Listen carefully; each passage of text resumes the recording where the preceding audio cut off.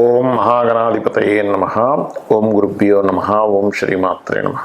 పరమేశ్వర స్వరూపమైనటువంటి జ్యోతిష, వాస్తు మరియు ఇతర అనేకమైనటువంటి శాస్త్రములను మనకు అందించినటువంటి మహర్షులకి నమస్కారం.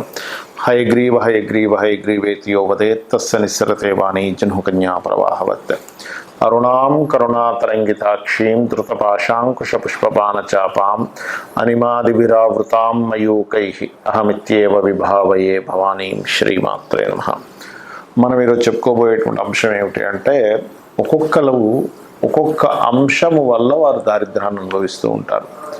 అందులో 12 లగ్నాల వారికి ఒకవేళ లగ్నం తెలిస్తే లగ్నం నుంచి ఫాలో అవ్వండి, లేనట్లయితే 12 రాసులు తీసుకోండి. లగ్నం తెలియదండి, కొంతమందికి టైమ్ ఆఫ్ బర్త్ నోట్ చేయరు, అలాంటప్పుడు రాసి చూసుకుంటూ ఉంటారు. అటువంటి వారు కూడా ఈ యొక్క అంశంలో, అంటే మీరు ఏ విషయాల జోలికి వెళ్ళడం ద్వారా మీకు దారిద్ర్యం అనేటువంటిది ప్రారంభం అవుతుంది, ఎటువంటి పరిసరాలు మీ చుట్టూ ఉండకూడదు, ఇవి కనుక తెలుసుకోగలిగితే మీకు దారిద్ర్యం అనేటువంటిది మీకు దరిచేరదు. గుర్తుపెట్టుకోండి, ఇది ఒక్కొక్క లగ్నరీత్యా ఉంటుంది. దానికి మంత్రం కూడా ఏం చేసుకోవాలనేటువంటిది ఉంది. ముఖ్యంగా లగ్నము రాశి ఏమీ తెలియని వాళ్ళు కూడా ఏ మంత్రం చేసుకోవాలో కూడా చెప్తాను, దారిద్ర్యం దగ్గరికి చేరకుండా ఉండడానికి.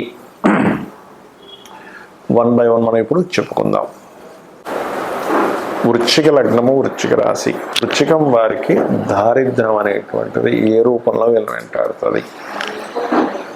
క్యాలిక్యులేషన్ లేకుండా ఒక గృహాన్ని కొనడం, క్యాలిక్యులేషన్ లేకుండా ఒక వాహనం కొనేయడం, క్యాలిక్యులేషన్ లేకుండా ఒక వస్తువు తీసుకుంటారు ఏదో. ఇప్పుడు చిన్న ఎగ్జాంపుల్ చెప్తాను. ఒక జాతకుడు, అతనికి వచ్చే శాలరీ 1 లక్ష రూపాయలు. అతను 1 లక్ష రూపాయలు అంటే ఇంటికి ఒక 50,000 40,000 ఖర్చు అయితే ఒక 50-60,000 సేవింగ్ ఉంటాయి అనుకుందాం. అది తక్కువలో బ్రతుకుతుంది. లేకపోతే లేదు, కొంచెం బాగా ఖర్చు పెట్టేస్తే 1 లక్ష కూడా అయిపోతాయి, అందులో ఎటువంటి సందేహం లేదు. అలా కాకుండా అతను ఏం చేశాడు, ఇతను కట్టాల్సిన ఇన్వెస్ట్మెంట్ ఏదైతే ఒక విల్లా కొనుక్కున్నాడు, ఆ విల్లాకి కట్టవలసిందే నెలకు 80,000 పెట్టేసుకున్నాడు. 80,000 అక్కడ పోతే 20,000తో ఎట్లా బతుకుతాడు ఈయన? ఈ 20,000తో బ్రతకలేక, అతని జీవితాన్ని సరిగ్గా ముందుకు సాగింపజేయలేక ఈయన ఏం చేశాడంటే అప్పు చేయడం మొదలుపెట్టాడు. అంటే 20 సరిపోదు, ఇంకొక 20-30 కావాలి ప్రతి నెల అని ఏం చేయడం, మళ్ళీ ఏదో అప్పు తీసుకురావడం, ఆ లోన్ తీసుకోవడం, క్రెడిట్ కార్డు వాడటం, ఈ క్రెడిట్ కార్డు అట్లా ఇంకో క్రెడిట్ కార్డు తీసుకోవడం, ఇంకో దగ్గర ఎక్కడో లోన్ తీసుకోవడం, లోన్ మీద లోన్ తీసుకోవడం, ఇవన్నీ అయ్యేసరికి ఏమైపోయింది, వృశ్చిక లగ్నం అతనికి పర్టికులర్గా శాటర్న్ పాడైపోయాడు ఆయన జాతకంలో. ముఖ్యంగా శని కనుక పాడయ్యాడు వృశ్చిక లగ్నంలో, ఇంకా ఎక్కువ ఇట్లాంటివి ఎక్కువ చేస్తూ ఉంటారు. అది కూడా కుజుడితో కలిసి పాడైపోయాడు. తీరా చూస్తే ఆ విల్లా పోయింది చేతి నుంచి, అప్పులు బాధలు భరించడం, ఇంకేదో వీళ్ళ తాతగారితో నాన్నగారు రాస్తుండే అదంతా అన్నీ నేను కట్టాల్సి వచ్చింది.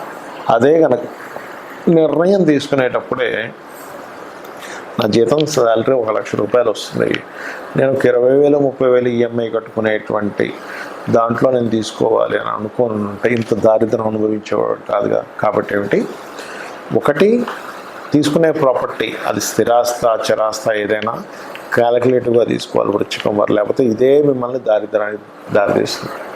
అందులో పర్టికులర్గా పాతవి తీసుకునేప్పుడు మరింత జాగ్రత్తగా ఉండాలి. అంటే సెకండ్ హ్యాండ్ తీసుకుంటారు, గృహం కావచ్చు, వాహనం కావచ్చు, ఇక్కడ మెయిన్గా జాగ్రత్తగా ఉండాలి. మూడోది, తల్లిగారికి అనారోగ్యం చేయడం వల్ల కొంతమందికి ఇబ్బంది వస్తుంటుంది. అలానే మనం ఎలా ఆపుతామండి అంటే, ఒకటే గుర్తుపెట్టుకోండి, తల్లిగారి ఆరోగ్య విషయంలో జాగ్రత్త తీసుకుంటే మీకు దారిద్ర్యం అనేటువంటిది రాదు. మరియు ఒక్కొక్కసారి మనము ఏం జరుగుతుంటుందంటే, ఇది మీ శీలానికి ఇబ్బంది. అంటే శీలం అంటే కేవలం స్త్రీల గురించి మాట్లాడట్లేదు, పురుషుల గురించి కూడా చెప్తున్నా. అంటే మీకు ఇది అనవసరంగా మీకు బ్యాడ్ నేమ్ని తెచ్చిపెడుతుంది అని అనుకునే జోలికి అసలు వెళ్ళకూడదు వృశ్చికం వారు. ఏం కాదులేండి, జనాలు 2 రోజులు మాట్లాడుకుంటారు, 3 రోజులు మర్చిపోతారు అనుకుంటాం. అలా ఉండదు. కొన్ని కేసెస్లో ఏమవుతుందంటే, కొంతకు అదృష్టవంతుడికి 2 రోజులు మాట్లాడుకుని 3వ రోజు మర్చిపోతారేమో.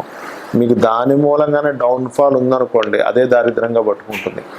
అంటే అప్పుడు ఆ మనిషి తప్పు చేశాడు కదా, అందుకే ఇది ఇవ్వమంటారు. లేకపోతే అతనికి ఓట్లు పడకపోవచ్చు రాజకీయంలో ఉన్నట్లయితే, జాబ్ దీంట్లో ఉన్నట్లయితే అదే మీకు రిమార్క్గా మారచ్చు, వ్యాపారంలో ఉన్నట్లయితే అదే మీ యొక్క కంపెనీని డౌన్ఫాల్ చేయొచ్చు. కాబట్టి చాలా జాగ్రత్తగా కాపాడుకోవాలి. ఏది ఈ దారిద్రము వీటి రూపంలో వస్తుంది వృశ్చికం వారికి. మరి దీనికి ఏమిటండి పరిహారం ఏమిటి? బెల్లం ఉంటుంది. బెల్లము గోవుకు తినిపిస్తూ, ముఖ్యంగా మీకు వృశ్చిక లగ్నం వారికి దారిద్రం పోవాలి అంటే లలితా సహస్రనామాల్లో అనాకలిత సాదృశ్య చుబుకశ్రీ విరాజితాయై నమః ఈ నామం చేయండి, అద్భుతంగా మీకు పనిచేస్తుంది. సహజంగా అందరూ నన్ను అడుగుతుంది ఏంటంటే, ఏమంటే సహజంగా దారిద్ర దేవత రాకుండా ఉండాలంటే ఎటువంటి జాగ్రత్తలు తీసుకోవాలని అడుగుతూ ఉన్నారు. దానికి చెప్తాను నేను మీకు. ఒకటి గుర్తుపెట్టుకోండి, ఇంట్లో గనక సూర్యోదయం అయిన తర్వాత కూడా ఎక్కడ పక్కలెత్తకుండా నిద్రపోతూ ఉన్నట్లయితే దారిద్ర దేవత ఖచ్చితంగా ఇంట్లో ఎంటర్ అవుతుంది. అంటే మీరు అనుకోవచ్చు, ఏమండి మా ఇంటి పక్కన పెద్ద బంగ్లా ఉంది, ఆ ఇంట్లో పిల్లలు అయితే అసలు పెద్దాక లేగరు, ఇంట్లో ఎవరు అసలు ఇచ్చేరు, అయినా బాగానే ఉందంటే ఒకటే గుర్తుపెట్టుకోండి, వాళ్ళకి పూర్వజన్మల్లో చేసిన పుణ్యము వల్ల ధనాయోగం అనేటువంటిది బలంగా ఉంటుంది. అంత మాత్రం చేత వాళ్ళు హ్యాపీగా ఉన్నారని అనుకోకండి. వాళ్ళకి దరిద్ర దేవత అంటే కేవలం డబ్బులు లేకపోవడం మాత్రమే కాదు, గుర్తుపెట్టుకోండి, రోగాలు వస్తుంటాయి మనిషికి. లేనట్లయితే నిందలు ఎక్కువ పడుతూ ఉంటారు. ఇలా ఒకటి కాదు రెండు కాదు చాలా ఉంటాయి. ముఖ్యంగా రోగరూపేణ ఎవరైతే సూర్య భగవానుడు సూర్యోదయం అవ్వకముందు ఎవరైతే నిద్రలేస్తారో వాళ్ళకి రోగాలు వచ్చేటువంటి ఛాన్సెస్ తక్కువగా ఉంటాయి. సూర్యోదయం అయినా కూడా అలాగే నిద్రపోతుంటే రోగం వచ్చే ఛాన్సెస్ ఎక్కువగా ఉంటుంది. ఎందుకు అంటే ఈ రోగానికి సూర్యుడికి సంబంధం ఉంటుంది. సూర్యుడు వచ్చేసరికి మనం తెలివేసి ఉన్నాము అంటే రోగం రాదండి. ఎందుకంటే సహజంగానే సూర్య భగవానుడు ఆరోగ్య ప్రదాత కాబట్టి, ఆరోగ్యం భాస్కరాదిత్యేది అంటూ ఉంటారు. కాబట్టి ఇది ముఖ్యంగా పాటించండి. అలాగే ఇంట్లో పాత వస్తువులు, శాస్త్రం ఏం చెప్పిందంటే పాత మనుషులు అంటే ఏంటి, బాగా ఏజ్డ్ పర్సన్స్ ఇంట్లో ఉండాలి. ఎందుకంటే వాళ్ళ సూచనలు వాళ్ళ అనుభవాల ద్వారా మనం రక్షింపబడతాం. కానీ విరిగిపోయినవి పాడైపోయిన వస్తువులు ఇంట్లో ఉండకూడదని చెప్పింది. అవి ఎంత ఎక్కువగా ఉంటాయి ఇంట్లో, పనికిరాని వస్తువులు అంత దారిద్ర్యం పెరుగుతూ ఉంటుంది. ఇంట్లో బూజు ఎక్కువ పట్టడము, పాత గోడలుగా ఉండడము, ఇల్లంతా మట్టి కట్టుకుపోయినట్టుగా పాతగా అయిపోవడం, ఇది కూడా దరిద్రానికి సంకేతం. ఇంట్లో చినిగిపోయిన వస్త్రాలు ఉన్నట్లయితే, ఇప్పుడు ఒకటండి, ధనం లేదు, బాగా పేదరికంలో అనుభవిస్తున్నారు, చినిగిన వస్త్రం వేసుకోవడమే అతనికి ఇంకా గత్యంతరం మరొకటి లేదన్న వాళ్ళకి మనం ఏం చేయలేం. కానీ కొంతమంది ఏం చేస్తారంటే తెలియక చినిగిన వస్త్రం ధరిస్తారు. ఏం కాదులే, డబ్బులున్నా కూడా కొంతమంది అటువంటివి ధరిస్తే దారిద్ర దేవత వస్తుందని చెప్తుంది శాస్త్రం. ఎందుకు అంటే చెప్తాను చూడండి, చిన్న లాజిక్ ఇక్కడ ఏం లేదు. చినిగిన వస్త్రం వేసుకుని ఎక్కడికి వెళ్ళాను, చూశాడు, మన మీద అంచనా వల్ల ఆ వ్యక్తికి చినిగిన వస్త్రాలు వేసుకున్నాడు అంటే ఈ వ్యక్తి దగ్గర ఏమీ లేదేమో, చాలా దారిద్ర్యంలో ఉన్నాడేమో, ఈయనకి పెద్దగా మనం మర్యాద ఇవ్వవలసిన పని లేదు అనుకునే వాళ్ళు కూడా ఉన్నారు. అందరూ అలా ఉన్నారని నేను చెప్పట్లేదు. కాబట్టి ఆ యొక్క విషయంలో వస్త్రం చాలా జాగ్రత్తగా ఉండాలి. వస్త్రం చాలా మంచి వస్త్రం వేసుకోవాలని మనకు శాస్త్రాలు చెప్తున్నాయి. అలాగే మరొకటి ఏంటంటే, ఇక్కడ మీకు లగ్నం తెలియదు, రాశి తెలియదు, కానీ దరిద్రం రాకూడదు. కొన్నిసార్లు ఏమవుతుందంటే దారిద్ర భావము అని ఉంటుంది జ్యోతిష్ శాస్త్రంలో. 3వ స్థానాన్ని దారిద్ర భావము అంటారు. ఆ 3వ అధిపతి గనక మీకు లగ్న సంబంధాలు ఏర్పడినప్పుడు ఎప్పుడు ఏదో ఒక పెయిన్, ఏదో ఒక దారిద్రం వెంట పడుతూనే ఉంటుంది. అప్పుడు మీరు చేయవలసింది ఏమిటంటే, విష్ణు సహస్రనామాల్లో ఒక నామం ఉంది దీనికి. మీకు దారిద్రం పోవడానికి, మీకు ఎప్పుడు పెయిన్ ఉంటే పోవడానికి ఏమిటది అంటే ఓం మధుసూదనాయ నమః. ఈ నామం మీరు ఎంత చేస్తూ ఉంటే అంత దారిద్రం అనేటువంటిది తగ్గుతుంది. కొంతమందికి థర్డ్ కనెక్టివిటీ వచ్చినప్పుడు దారిద్రం ఉండదు, కానీ అది ఎలా ఉంటుందంటే ఎప్పుడూ కష్టపడుతూనే ఉన్నానండి, చిన్నప్పటి నుంచి నా పని కష్టపడటమే, చిన్నప్పటి నుంచి ఏదో పెయిన్ అనుభవించడమే అంటూ ఉంటారు. అటువంటి వారికి కూడా ఈ యొక్క మంత్రం బ్రహ్మాండంగా పనిచేస్తుంది, గుర్తుపెట్టుకోండి. అలాగే ఇంకొక విషయం ఏంటంటే, ఇంకో దారిద్రం గురించి చెప్తాను. మనం తిన్న కంచంలో కడగకూడదు. తిన్న కంచంలోనే కడిగేస్తారు చాలామంది. శాస్త్రాల్లో మనకి మనం ఏదైనా ఆహారం భుజిస్తున్నామంటే దాన్ని యజ్ఞం కింద చెప్పారు. ఇదొక యజ్ఞము. మరి యజ్ఞం చేసిన దగ్గరే మనం చేయి కడుక్కుంటాము, ఆ యజ్ఞం గుండంలో కడుక్కోం కదా. కాబట్టి తిన్న కంచం అంత పవిత్రమైనటువంటి విషయంగా చెప్పారు, కాబట్టి అది చేయకండి. ఇక మరొక విషయం ఏంటంటే, చాలామందికి అలవాటు అయిపోయింది ఈ మధ్యకాలంలో సూర్యోదయానికి ముందు స్నానం చేయమని చెప్తుంది, కానీ సూర్యోదయం తర్వాత స్నానం చేయడం, ఇవన్నీ కూడా దారిద్రానికి హేతువులు. మరొక విషయం ఏంటంటే దీంతో పాటు మీరు చాలామంది చేతిని తల మీద పెట్టుకుంటూ ఉంటారు, తల మీద చేయి పెట్టుకోకూడదని చెప్తూ ఉంటారు. ఎందుకంటే ఇది లక్ష్మీ స్థానంగా చెప్తారు. ఈ లక్ష్మి ఎప్పుడు తలకెక్కకూడదట, తలకెక్కితే దారిద్ర్యం అని చెప్పి మనకి దత్తాత్రేయ చరిత్రలో ఉంటుంది. ఆ యొక్క అతన్ని చంపడానికి స్వామివారు ఒక ప్రణాళిక వేస్తారు, దత్తాత్రేయుల వారు వేసి అమ్మవారిని తల మీద పెట్టుకునేలా చేస్తారు. వెంటనే ఆ రాక్షసుడు హతం జరుగుతుంది. కాబట్టి పెట్టుకోకూడదని చెప్తుంది శాస్త్రం. దీనికి మళ్ళీ ఎక్కడెక్కడ చేయి పెట్టుకుంటే మంచిది అనేటువంటిది పాదం దగ్గర, మోకాళ్ళ దగ్గర, కాళ్ళ దగ్గర, పొట్ట భాగంలోని, ఈ రకంగా ఈ నుదుటి భాగంలోని ఇక్కడ చేతులు పెట్టుకొని కొన్ని నామాలు, లలితహాస్యనామాలు చదివితే అదృష్టం కలిసి వస్తుందని చెప్పింది శాస్త్రం. ఎక్కడా కూడా మీరు ఓన్లీ తల మీద పెట్టుకోకుండానే కాకుండా ఎక్కడ ఏ బాడీలో ఏ పార్ట్ దగ్గర మీ హస్తాన్ని పెట్టుకుని మంత్రం చదువుకుంటే మంచి ఫలితాలు వస్తాయి అనేటువంటిది కూడా చెప్పింది చెప్పాలంటే. దానికి మళ్ళీ తగ్గట్టుగా దానికి సంబంధించినటువంటి రెమెడీస్ కూడా చెప్పడం జరిగింది. అలాగే మరొకటి ఏంటంటే ఈ దారిద్ర్యం అనేటువంటిది ఒక్కోసారి మనకి జన్మజాతకంలో 3వ అధిపతి మహాదశలు నడిచేటప్పుడు కూడా ఉంటాయి. మరి అప్పుడు ఎలాగ దాన్ని జయించాలి?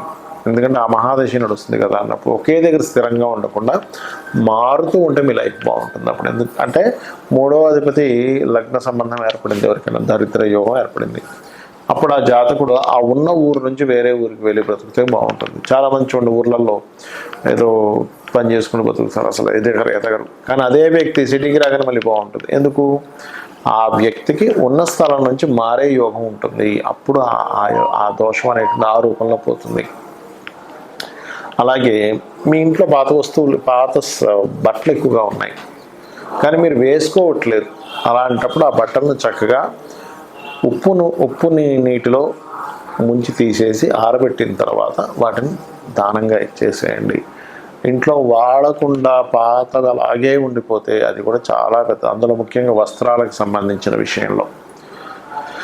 ఇంకోటి ఏంటంటే చాలామంది ఈ తల మీద ఉండేటువంటి, శిరస్సు మీద ఉండేటువంటి ఈ ఏదైతే జుట్టు ఉంటుందో దానికి లోపల కొంతమందికి డాండ్రాఫ్ అనుకోండి, లేకపోతే మట్టి కానీ ఎక్కువగా ఉంటుంది గడ్డానికి, తలకి. అవి ఎక్కువగా ఉండడం కూడా శాస్త్రంలో మంచిది కాదని చెప్పారు. ఇక్కడ మీరు సైంటిఫిక్గా కూడా ఆలోచించినట్లయితే దానివల్ల మనిషికి రోగం వచ్చే ఛాన్స్ ఉంటుంది. రోగమే దారిద్రంగా కూడా చెప్పింది శాస్త్రం. కాబట్టి ఈ యొక్క అంశాలు జాగ్రత్తగా ఉండాలి. మరొకటి, ఎక్కువ దారిద్రం ఎందుకు వస్తుంది అంటే అన్నదమ్ములతో మీరు సరిగ్గా చేయాల్సిన కమ్యూనికేషన్ సరిగ్గా చేయకపోయినా అనవసరమైన ద్వేషాలు పెంచుకున్న దారిద్రం వస్తుందని చెప్తుంది శాస్త్రం.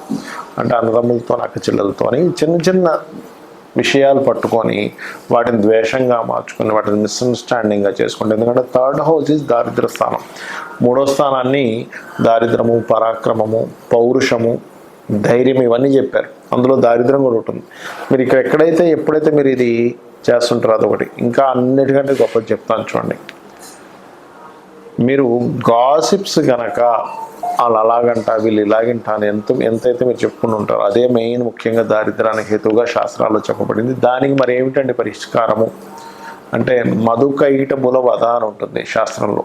మనకి మీరు వినే ఉంటారు, విష్ణువు యొక్క చెవులో నుంచి వస్తారు మధుకైటబులు అని ఇద్దరు.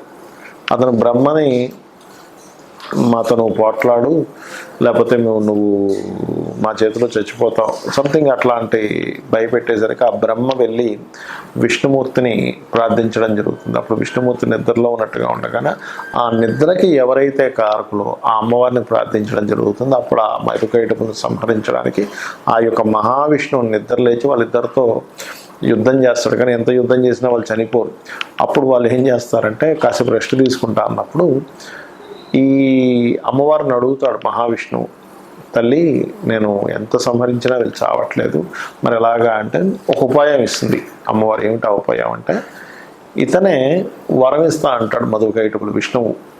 నేను మీతో ఎన్ని సంవత్సరాలు 1000 సంవత్సరాలు యుద్ధం చేసిన అయినా సరే మీరు చాలా బాగా యుద్ధం చేశారు, కాబట్టి నేను మీకు వరం ఇస్తున్నాను తీసుకోండి అంటే, వాళ్ళ మదం ఉంటుంది కదా, ఏంటి నువ్వు మాకు ఇచ్చేది ఏంటి వరం, నేనే మీకు వరం ఇస్తున్నా అంటాడు ఆ మహావిష్ణువుకి వీళ్ళిద్దరు అన్నప్పుడు. అప్పుడు ఆ మహావిష్ణువు ఏం చేస్తారంటే, సరే మీరు మాట తప్పకూడదంటే సరే మాట తప్పమంటారు. మీరిద్దరూ నా చేతిలో చనిపోవాలని మహావిష్ణువు కోరుకుంటాడు. అప్పుడు వాళ్ళు ఏం చేస్తారంటే, ఓహో అలాగా అయితే చనిపోతాం, కానీ నీరు లేని ప్రదేశంలో మమ్మల్ని చంపాలి అంటారు. కానీ అది మొత్తం నీరే. నీటి మధ్యలో ఇతను శేషపాను పైన ఉంటూ ఆ యొక్క పద్మం నుంచి వచ్చినటువంటి బ్రహ్మగారిని చంపుదాం అనుకున్నారు కదా వీళ్ళు. సరైనప్పుడు ఏం చేస్తారు, అలాగే అని ఇతని శరీరాన్ని పెద్దగా పెంచి అతని తొడల మీద వేసి ఇతన్ని చంపేస్తారు. ఇది మధుకైటముల వధ ఎవరైతే వింటారో వాళ్ళకి కూడా దారిద్ర నాశనం జరుగుతుంది అని చెప్పి శాస్త్రవచనం. శ్రీమాత్రే నమః.